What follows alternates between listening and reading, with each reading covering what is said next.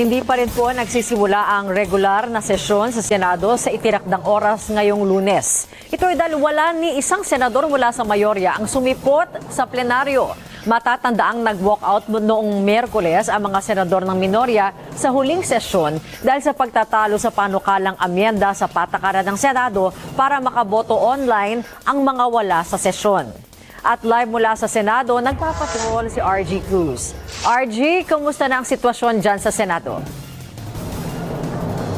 Bernadette, alas 5 nga ng hapon na nakatakdang magsimula ang regular na sesyon ng Senado ngayong araw. Pero pagtuntong ng takdang oras, puro mga taga-minority o minorya lamang ang present.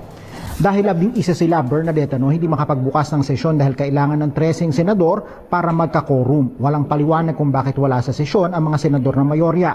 May 3 panukalang batas na nakasalang na pagbobotohan para sa third reading, gaya ng citizenship para kina Benny Boatwright at Matthew James Ramos at pagdeklara sa waling-waling bilang National Orchid. Pag-uusapan din dapat ang panukalang amyenda sa Indigenous Peoples' Rights Act, Magna Carta for Barangay Health Workers at pagpapalakas ng proteksyon sa hospital detention ng mga hindi makabayad sa ospital.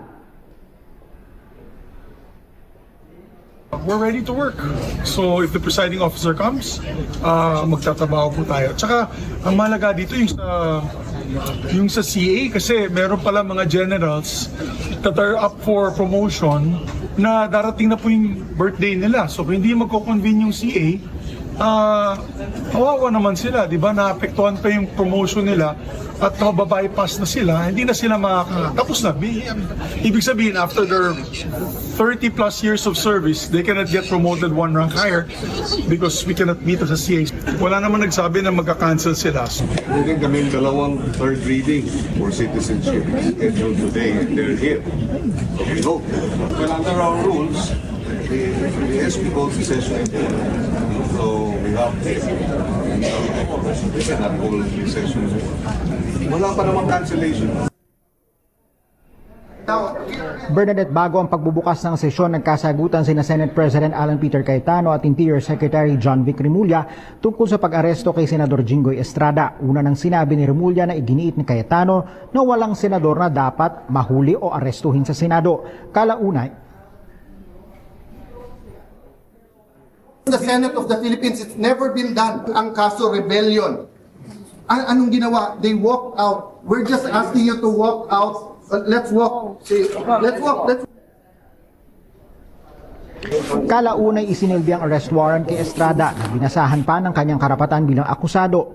Sa isang social post o sa isang post sa social media, sinabi ni Cayetano sa minorya na hindi premyong pag-aagawan ng Senado. Dapat din anya walang ibang makikialam sa pamimili ng liderato ng Senado. Kaya hamon niya sa minorya tindigan ang kalayaan ng Senado. Bernadette, ayon sa ilang senador ng minorya, walang pasabi mula sa mayorya tungkol sa mangyayari sa sesyon. Ayon kay Senador Miguel Zubiri, ngayon lang nangyari na walang sumipot na presiding officer at sa social media na lang nila nabalitaan na hindi na ito darating.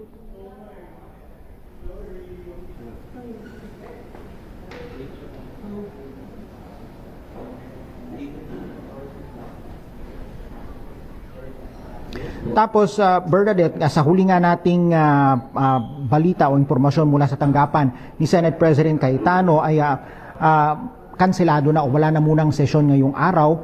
Inaantay natin ang opisyal na paliwanag kung bakit. At dahil nga dyan sa matapos dahil nga sa mahabang pag-aantay, nag-photo op na lang nag-photo opportunity na lamang ang minorya at pinakanta ng national anthem ang mga performer na nakatakda sana sa araw na ito. Inaantabayanan din natin ang magiging pahayag ng minorya tungkol sa mga nangyari ngayong araw. Bernadette? Maraming salamat sa iyo, RG Cruz.